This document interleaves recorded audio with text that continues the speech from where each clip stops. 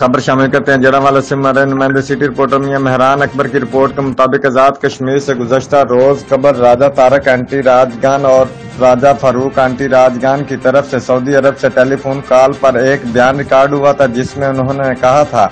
کہ تحصیل سہنسہ محترم نواز صاحب کی سیاسی گرفتاری ایک نام مناسب رویہ ہے، اور انہوں نے اسے سیاسی گرفتاری کا نام دے کر اس کی پرزور مذمت بھی کی تھی۔ اس کے بعد محترم صاحب کی رہائی ہوگی، جس پر انہوں نے سعودی عرب سے مبارکباد پیش کرتے ہوئے کہا کہ آئندہ اگر ایسا نام مناسب اور جھوٹا پراوپگنڈہ کیا گیا تو برداشت نہیں کریں گے۔ اور بعد میں راجہ محمد طارق راجہ فاروق نے سعودی عرب سے اپنے تمام دوستوں کو مقامی ہوٹل میں پارٹی کی اور ٹیلی فون پر آزاد کشمیر آنٹی راجگان تحصیل سہنسہ محترم نواز کی رہائی پر مبارکباد پیش کی۔